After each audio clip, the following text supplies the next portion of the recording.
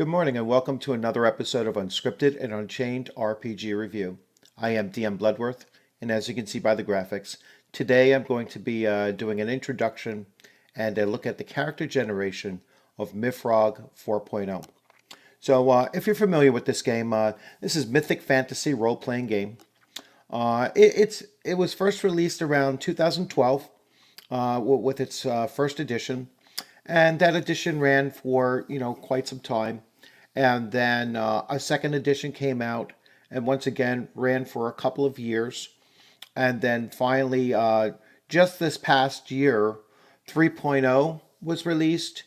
Then 3.3, which was a modification, obviously, and 4.0 is basically a cover change and an errata and some formatting changes from 3.3. So if you have 3.3, essentially it's the same thing as 4.0.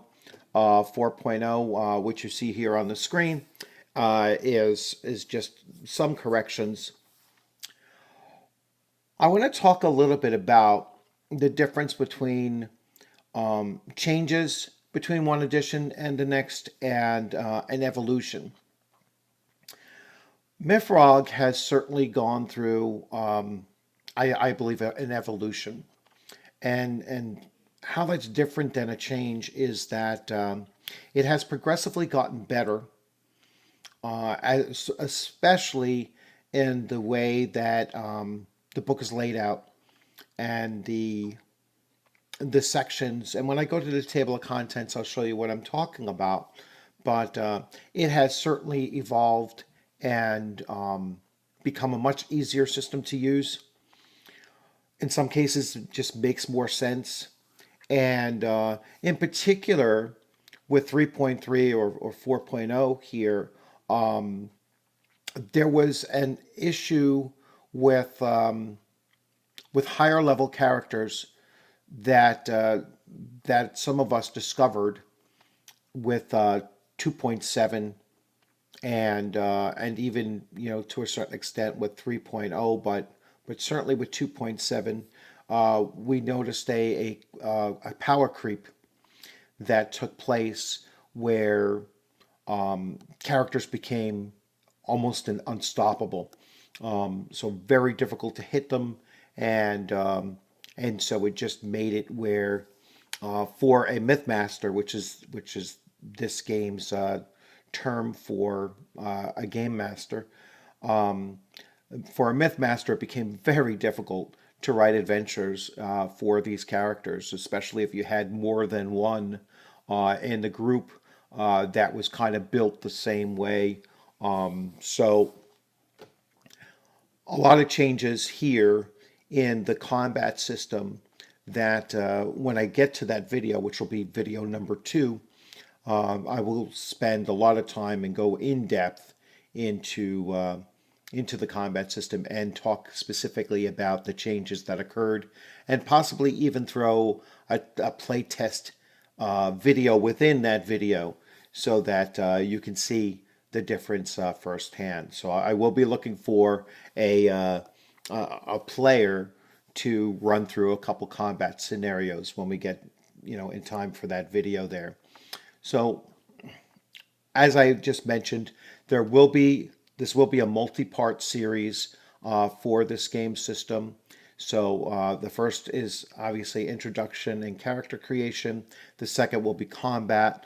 The third will be the magic system, and then finally the fourth will be the lands of Thule, and how that has evolved or changed from one edition to the next. So without further ado, so I'll show you here's the book here, and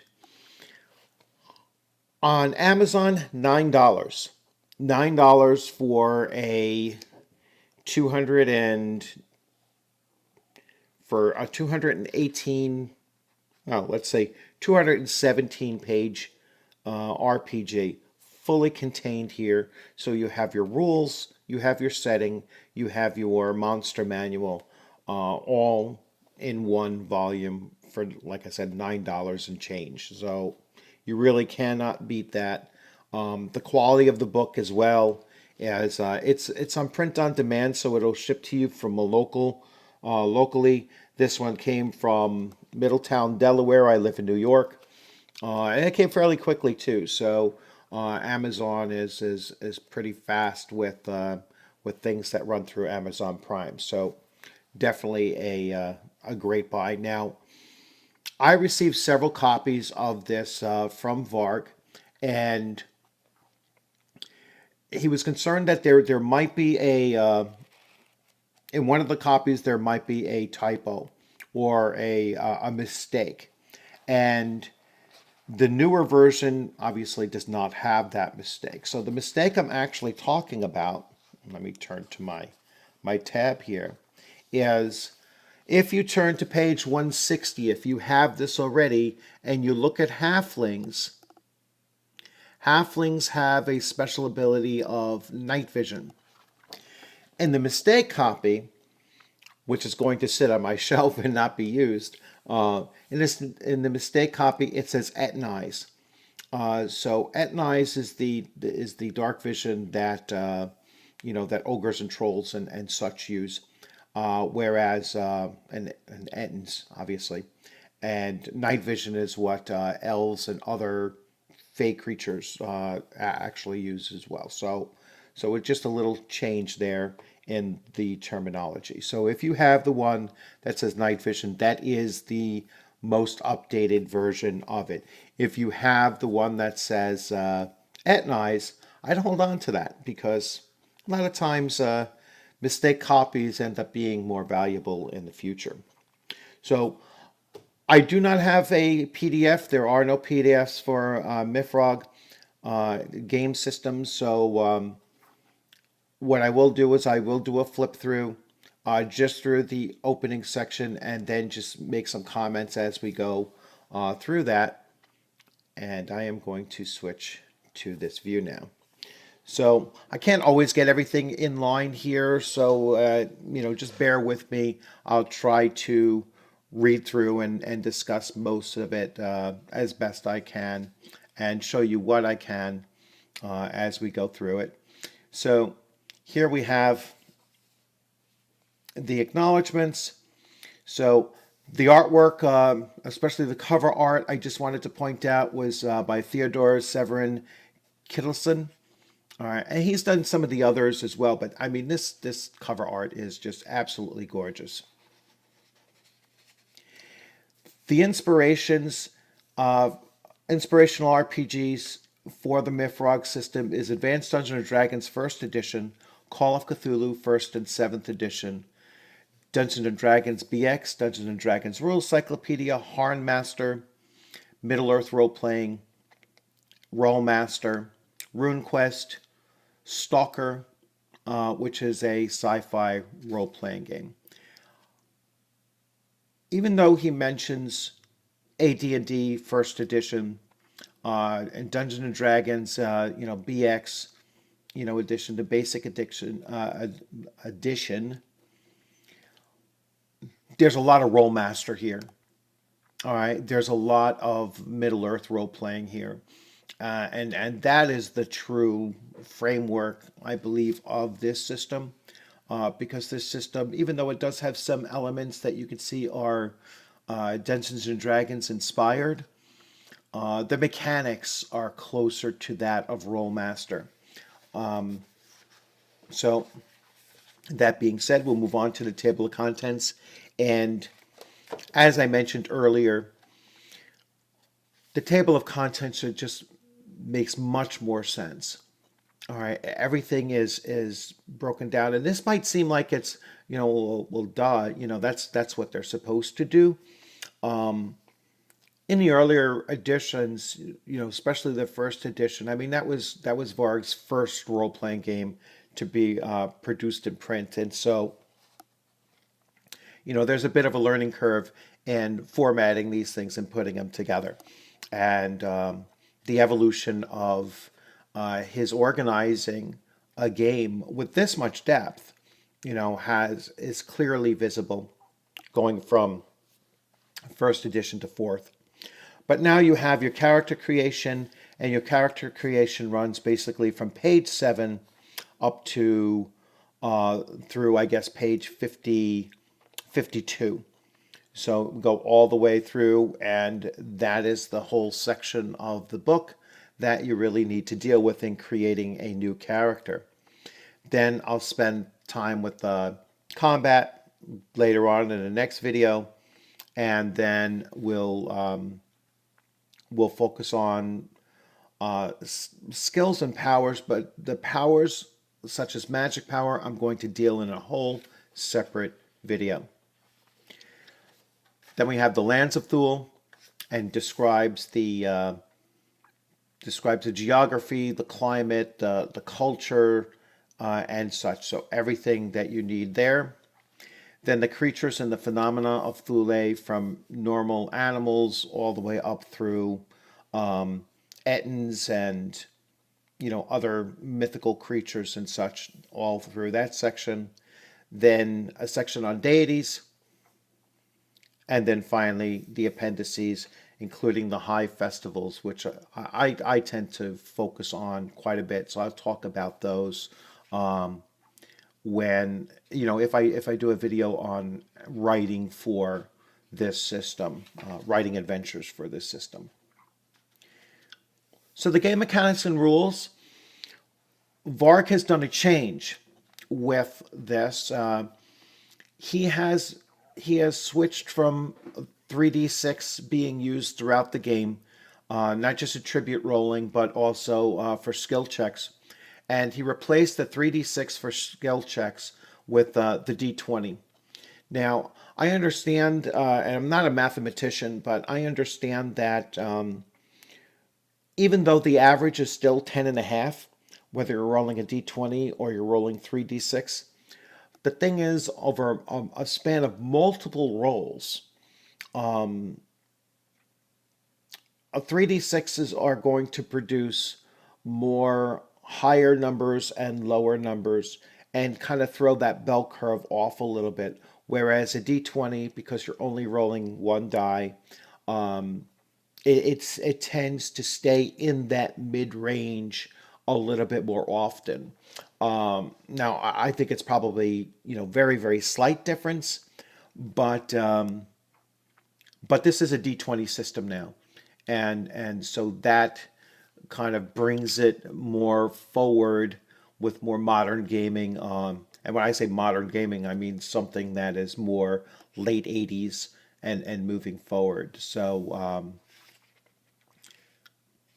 so we have that change, and that's apparently a significant change in in the actual game mechanics. So we'll see. We'll see how that works out.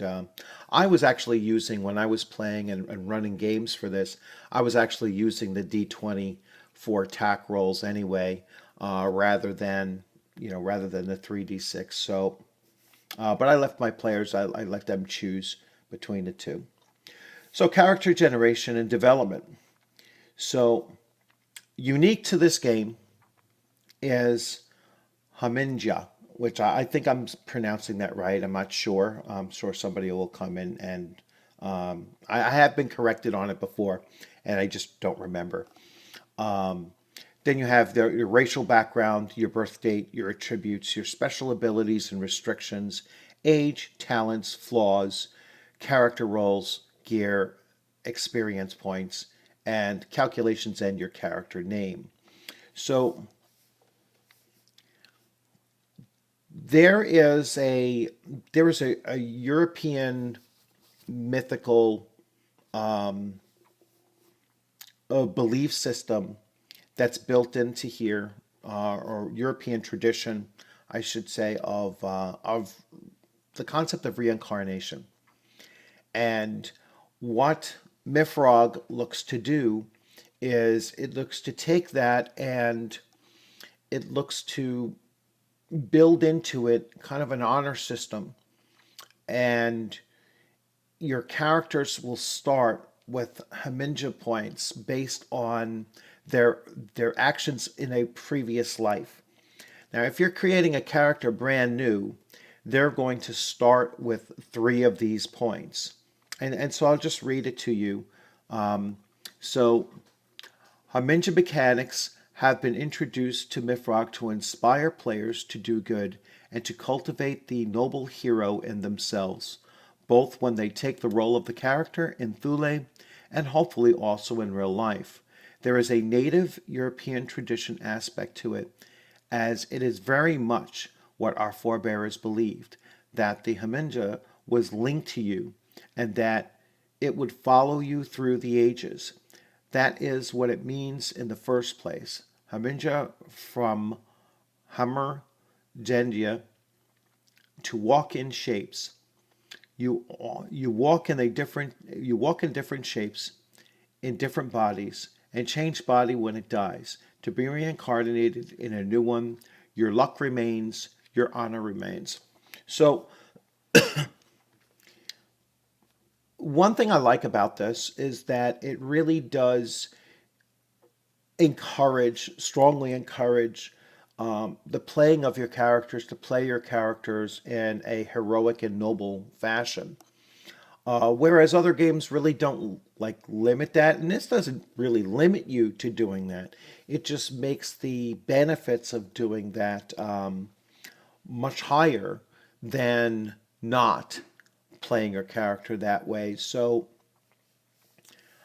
I just like that aspect because I'm so used to playing characters that are kind of edgy or, even evil characters in other game systems that to play one where it strongly encourages you to do the heroic and right thing, I kind of like that as a nice change to how I normally play.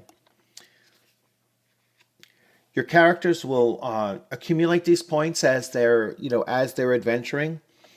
Through their actions, they can gain 1 point, 2 points, or even 3 points from a single action. But those aren't just, I'm doing mundane things, or, even I'm doing somebody a favor. To earn 3 points, you really have to put your character's life at risk, if not actually lose your character.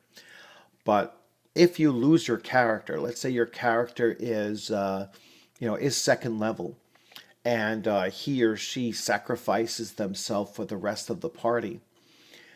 Not only gain the 3 points from that action, but they'll gain the 2 points from their level as well. And so 5 points will be transferred to the next character that player rolls. And then that player will become kind of a continuation of the honor and nobility of the previous character. If not in the same family bloodline as well, which you could choose to do. Those points have a value, and wait for it to catch up. Those points have a value which you can then expend for additional abilities. So you can spend 2 points to gain one extra character role or skill of choice. All right. Really, the best one to spend the money on is 1 point to gain an extra talent, because talents often affect more than one skill. And if you're a first level character, which is fairly weak in this game system, it's a dangerous system. It's not D&D 5e. It's a fairly dangerous system, and to have those additional talents as first level is going to increase your character's survivability quite a bit. So I would certainly look to spend 1 point of that in an extra talent. You could spend 3 points to freely pick from your racial background. In this game system, the Mythmaster can either have the players roll or they can have them choose. But if they do have them choose, then they should have them spend those 3 points in order to choose the character. You have other things like gaining silver, so you could spend, getting additional starting money, which is probably the least effective way of spending these points. Just to end up with an extra 2d6 or 5d6 or 8d6 ounces of silver, to me is kind of silly unless your character has the flaw of greed or something. Then it would at least make role playing sense. But otherwise, those are a waste. I would certainly put those points into gaining extra, an extra character role or an extra talent. Since I mentioned it, the character races. So you roll d20, and Dark elves and MYFAROG are actually dwarves, and now with this edition, gnomes as well. So gnomes are a variation of dwarves, and dwarves and gnomes are more connected to elves um, than than they are in Tolkien. So they're kind of, and that's why they were called dark elves. And the earliest iteration of dwarves was completely subterranean. They'd actually burn up in the sun if they were in direct sunlight, very much like the trolls in Lord of the Rings, turn to stone in sunlight. So this version now allows for dwarves to come onto the surface, and so they're more your traditional dwarves in a D&D or Tolkien-esque understanding of them. You have your elves. All right, elves or light elves. There's gray, a half elf, a high elf, and a wood elf. You have your halflings now, which were introduced with 3.0. Some of these character races were introduced with 3.0 and then just refined in this version. And then you have your categories of humans. So you have your common man, your high man, and your lesser man. Now, I just want to take a look real quickly at the role possibility. So if you're having your players roll for their race, there's a better chance of rolling a human. From 8 to 20 is a human character. Then when you look and you'll see, well, what kind of human character, what social status and general ability status are they going to be? And there's a greater chance that they're actually going to be lesser men. Now, lesser men are kind of like peasants or farmers or, very simple folk who are going to, they're kind of like the average guy. High men, which is the highest of the human, are actually mixed lineage. They might have some elvish blood in them, going back, ages, or they might even have Farling blood in them, which was kind of like the children of gods that used to walk on the Thulean plain, and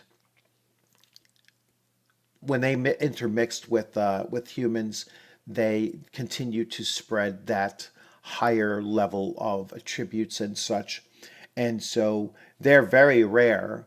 As you can see, only 10% chance of being them. And then common men were those that were, native-born Thuleans that were a little bit above the lower strata of the society, uh, possibly merchants or crafters or such as that. So there's a little intermixing of both social and ability mixed into these categories, and that's the system and the society, how the society reflects upon the various races. Like D&D, I'll kind of come on down here.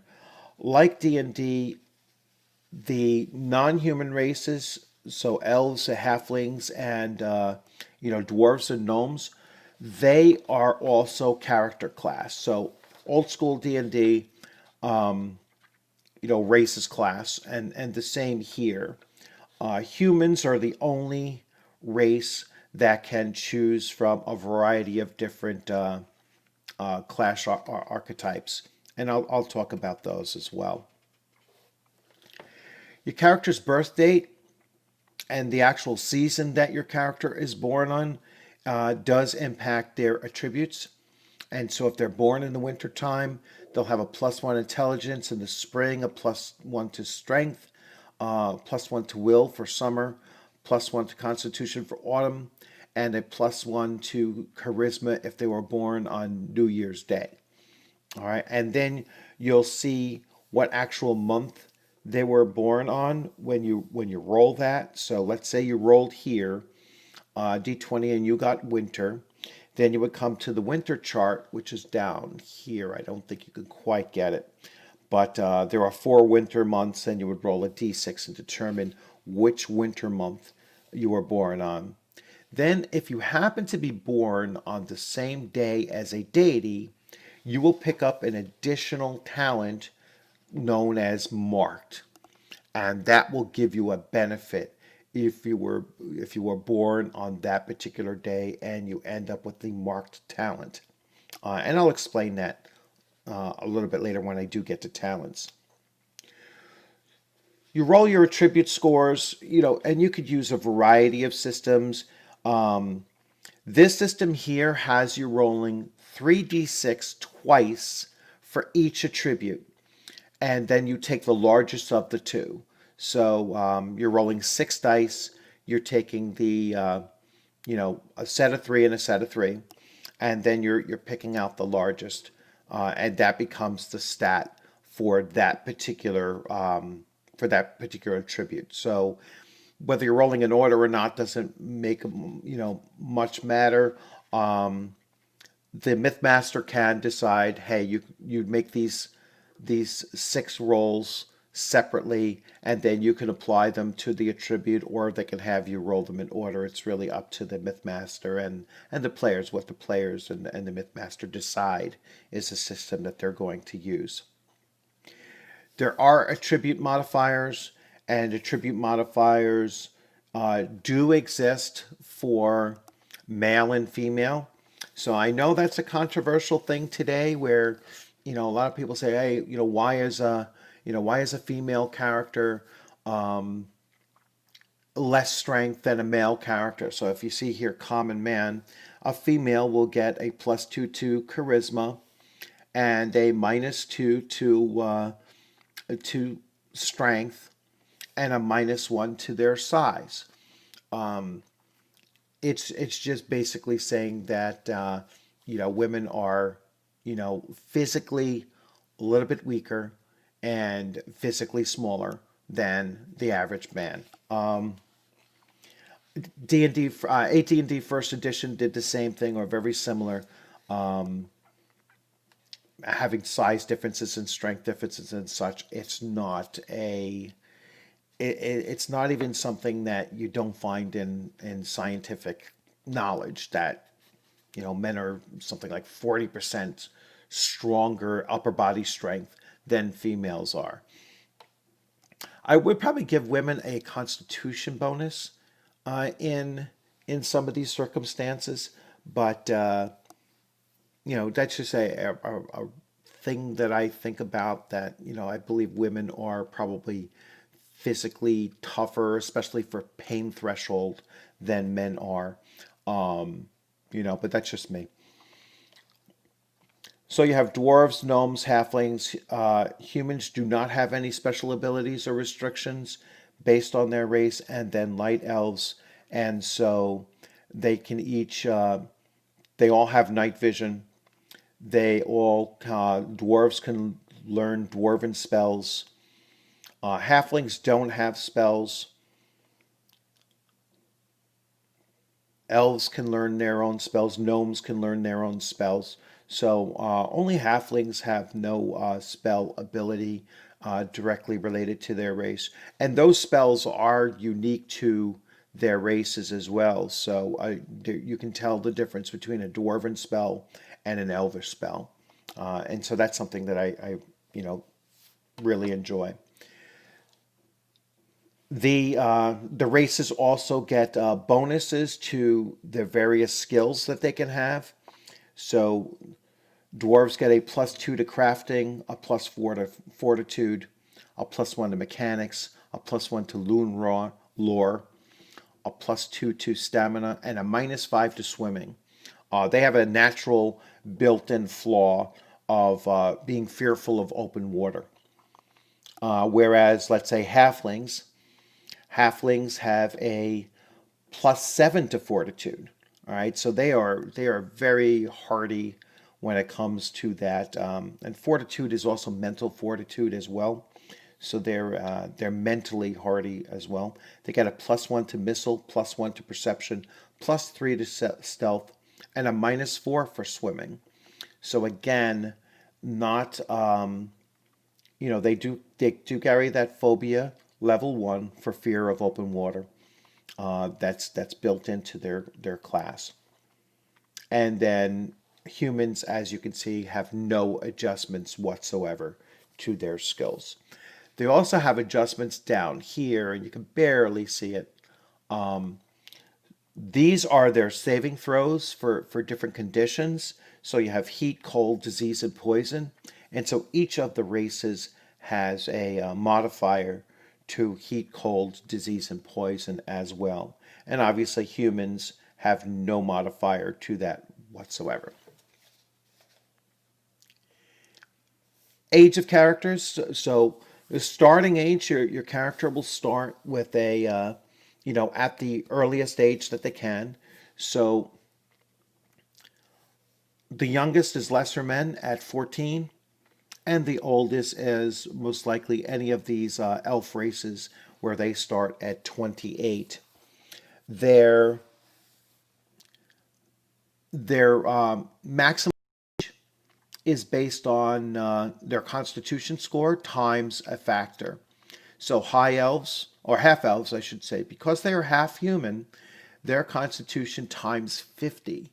So if they had the average 10 constitution, they're going to live for 500 years. All right. You'll notice that other elf types have no maximum age. All right. So they're basically immortal in this system here. Talents. So remember, I spoke about talents and how important these are. Talents will give you a modifier. And since we have, you can clearly see durable. So let's say durable here. Durable doesn't have a prerequisite. And durable will give you a +1 to heat resistance and a +2 to stamina. All right. Good reflexes, you can see down over here, is a prerequisite skill. And that's going to give you a +1 to initiative and a +1 to dodging. You can see how important some of these talents are. Good reflexes is something that every character should have. And the reason being is that +1 initiative and +1 to dodging, especially that +1 initiative, is going to give you a huge advantage because, who attacks first is oftentimes who hits first. Who hits first can oftentimes generate a snowball effect of, especially if they hit with quality, then you can really turn the tide of a battle with a couple really good rolls. And you can have a battle really turn against you with a couple of bad rolls. And it all starts with who gets to go first. So, so a great number of talents. You might want to consider spending that Hamingja at least 1 point to pick up a new talent, a second talent. It's probably the best buy you can do with those. Another way that you can increase the number of talents that you have is by taking flaws. So characters generated, human characters generated, have no flaws. All right. However, they can choose two flaws, or the Mythmaster can make them roll randomly for two flaws. And for every two that they take on, they will gain one more talent to be added. So, depending on the nature of the flaws, character can become fairly powerful at first level with those additional talents, or a character that is fairly powerful before the flaws can actually be significantly impacted by those flaws, but still be a playable character. So, just a far more interesting character to play, most likely. So, and flaws run the full range of things like, you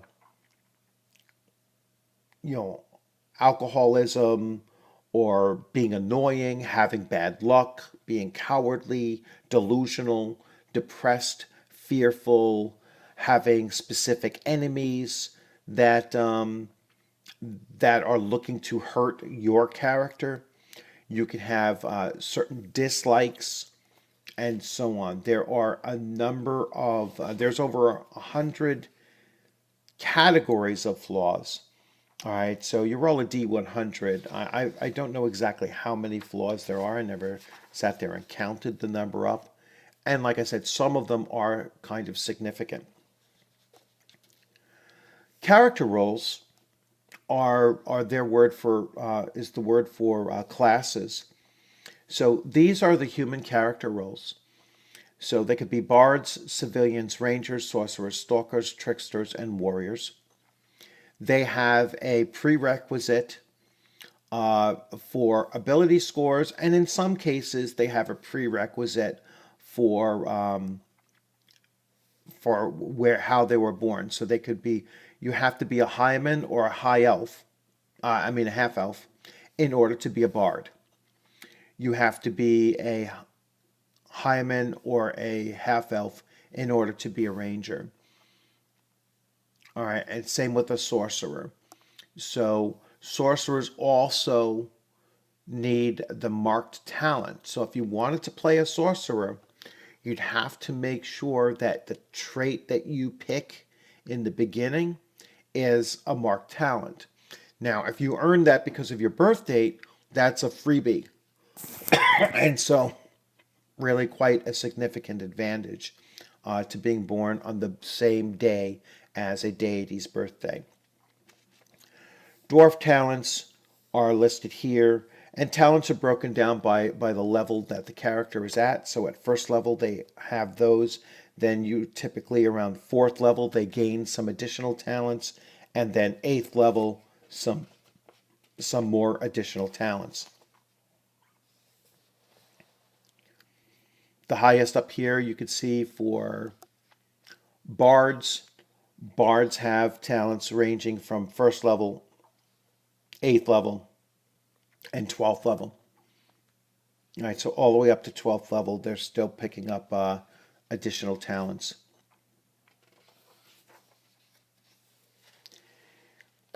These are the starting role skills that characters begin. We'll take a look at gnomes since it's the easiest one to see here for you. So gnomes will start with a CR, or a character role skill of alchemy, climbing, foraging, fortitude, poetry, rune lore, singing, stealth, trickery, and world lore. So if a player wanted their gnome to be a warrior and to have melee as a class role or character role, he or she would have to give up two of these in place of that. So you can go outside and pull from other roles at the expense of giving up two other skills in its place, two of these skills in its place. So that's new for 4.0 or 3.3 4.0. I don't believe that existed in 3.0. So 3.3, 4.0, that swapping is permissible. I'd have to actually go back and look to see if that is a change from 3.0 as well. It certainly didn't exist in 2.7. Now, characters can lose their roles, and it really doesn't detail how that happens. If a human character for some reason loses his character role, he automatically becomes a civilian. Instead, with the same experience level he had before, he had lost his original character role, and he must pick 5 of the character role skills from the character role he lost to be his new character role skills. He will keep the rest of them as trained skills, which are not as effective. I am going to skip over bards and sorcerers because I will get into them more so when we deal with the magic section.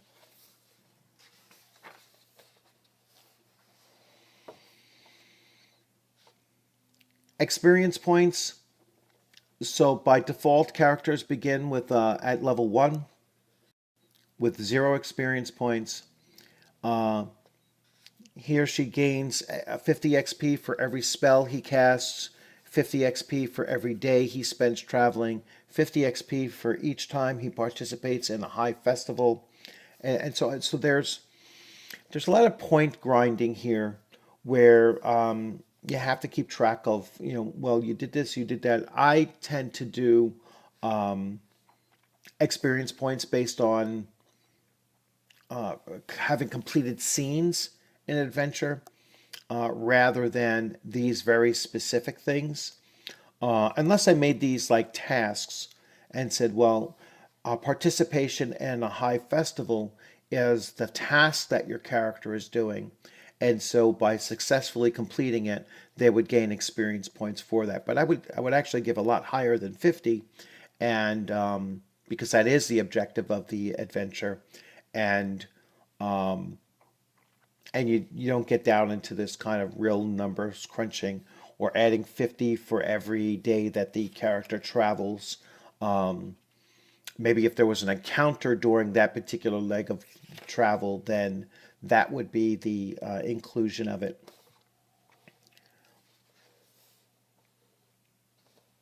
Again, rules and RPGs are simply guidelines. They're simply suggestions. Some rules will really break the game if you don't use them, but other rules are certainly optional. And how how you divvy out experience points is certainly one of those optional rules.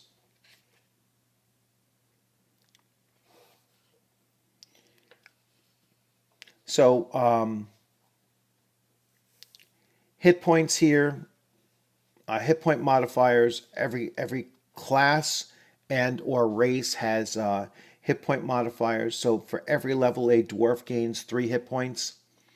So you're not rolling a die to see how many more hit points they get. They get hit points added on based on their class or their class roll. So dwarves get +3, warriors get +2, and everything else gets just a +1 hit point.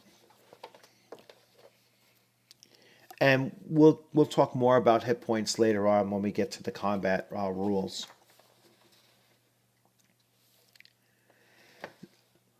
So skills tests, and I want to specifically, let's see if we can do this. I'm going to try. There we go. All right.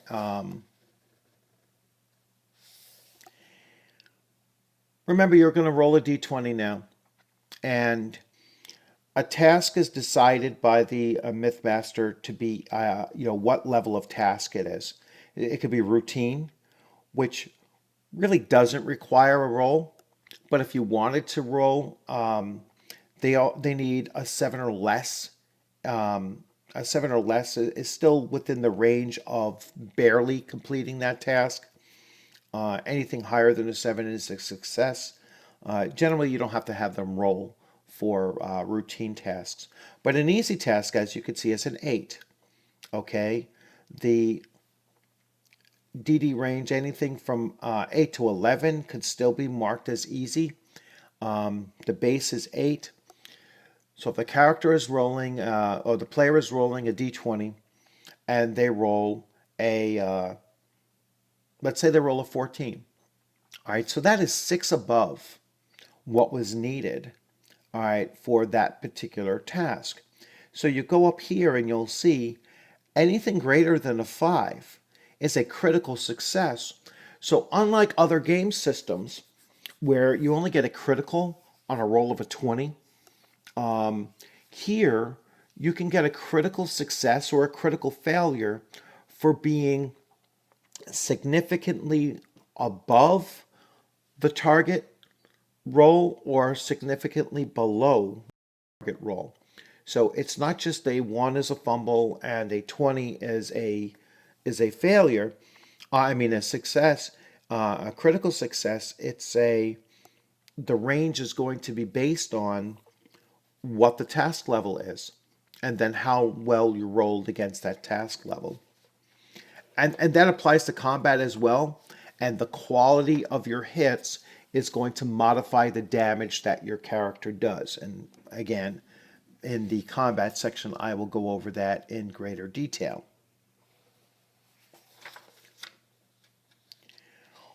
We then start getting into skills, and there's tons of skills. And with those tons of skills, it's just important to know that there are 3 categories of skills. There are movement skills, such as acrobatics here. There are special skills, excuse me, which are more class-based type of skills. And then there are combat skills. So as you can see, acrobatics is a movement. Excuse me. Acting. All right, I'll come down here a little bit. There it goes. Acting is a special skill. So you can see based on charisma, and if it is untrained to you, you're at a -2. All right, and that would be, these are your task levels. So a 6, you need to roll higher than a 6 if you were telling a likely lie. Now you might have a -2 to that roll, so really it creates it like higher than an 8 in order to tell a likely lie. Now if you roll exactly what you need, that is still a success, but it's a marginal success. So with something like this, like a social interaction, I would have like they believed you, but they're still a little bit skeptical and might push you a little bit harder in trying to explain yourself. You need to roll a natural 20 in order to tell an unthinkable lie. Something so obviously false, but just by the luck of your roll, you somehow managed to make them believe you. So that's where acting comes in. So as you can see down here, alchemy has various different outcomes on how well the potion is created or how long it takes you to create it and such. And so they're much more complex system here. And then we'll get to a combat skill. Let's find a combat skill very quickly. So here you have dodging as a combat skill. Attribute is dexterity. The dodging proficiency can never be negative, and a minimum dodging is a +1. Dodging makes the character harder to injure with both melee and missile in most contexts. A dodging proficiency is added to the defensive value unless the character is helpless, riding, or surprised, or if the character is fighting where dodging enemy blows would be unlikely, a very narrow tunnel or such. So dodging is your ability to dodge is almost a passive factoring into your overall defensive value. And so having a high dodging rating is actually going to be something very valuable to you. And we go back to those traits I was talking about, those good reflexes.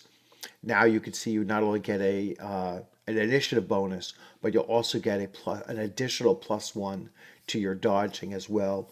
Becomes super, super important, especially at lower levels. Tons and tons of skills, as I said. Healing is another like really interesting one because if you have characters who are not trained to heal, you can see they get a -5 to this roll, and if they do roll exceptionally low, I'll let that catch up. You can see that they can actually either not heal you at all, do 1 point of damage, or do 2 points of damage. And you're not going to have characters with, 100 hit points or even 60 hit points. The maximum number of hit points that I've seen around is in the low 30s, and that's for an extremely powerful character. At 5th level, a warrior obviously gaining, those extra 10 points, and then the Constitution had added the rest in there. So, if you're trying to heal somebody and you're not skilled, you could easily kill them with a -2.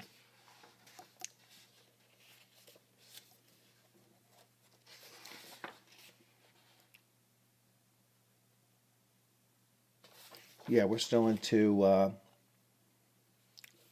skills here. We will get to the next section. The next section might actually be combat. So skills, no, it's not. Let's see, tempo. Trigger, yes. So you go right from skills to the combat system, and I will talk about the combat system the next time. So I hope you enjoyed this kind of intro and overview of character generation and some of the early mechanics that you'll have to become aware of on how to use, especially in creating your character. This, just through my several kind of flip throughs and reading certain areas of this, this is truly an evolution of the MYFAROG game. It is an improvement over 3.0 in both setting and in game mechanics. That's for sure. Its combat mechanics are an improvement over 2.7, where, as I described, some of us discovered a character flaw that led to real power creep, and especially with melee combat, a true power creep, which Varg has fixed with this edition, and as I said, just the layout of all of the rules and the organization of the rule book is by far the best in the 4 edition series so far. And once again, you cannot beat the price. $9 is just unheard of for a 200-page plus role-playing game that is completely contained in one volume.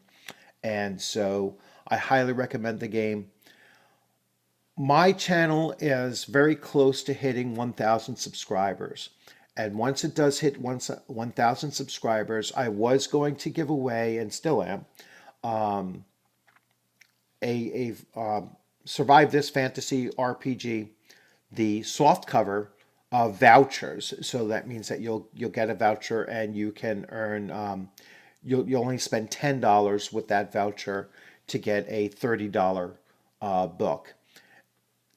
I'm also going to give away the 2 extra copies of this that I received. I'm going to keep the one that has the full, the wrong wording for halflings on my shelf, and I'm going to use this copy as my play copy.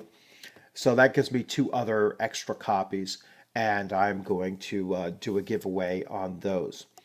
In order to win one of those, you have to comment in any one of these series of MYFAROG.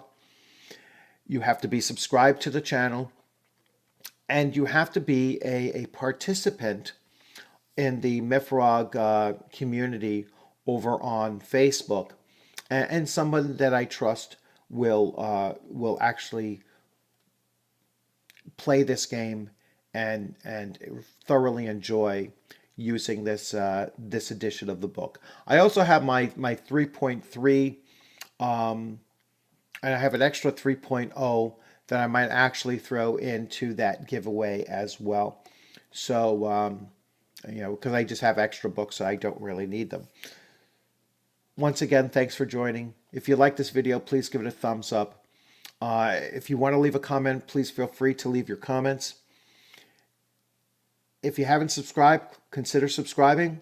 Like I said, that's the way that you get these free giveaways. Also boost that number and gets us closer to that 1,000 mark. I'm around 960 right now, so probably within the next week or two. MYFAROG videos gives my channel huge boosts. So I know that the fan base for this game is kind of insular, but they come out and they support videos. So I'm really looking forward to seeing your responses to this video, and certainly give me any ideas for the next one. If you already have the book and you're already reading through it, and you want to point out some things, some of your understandings, leave that in the comments section as well. Once again, thank you for joining.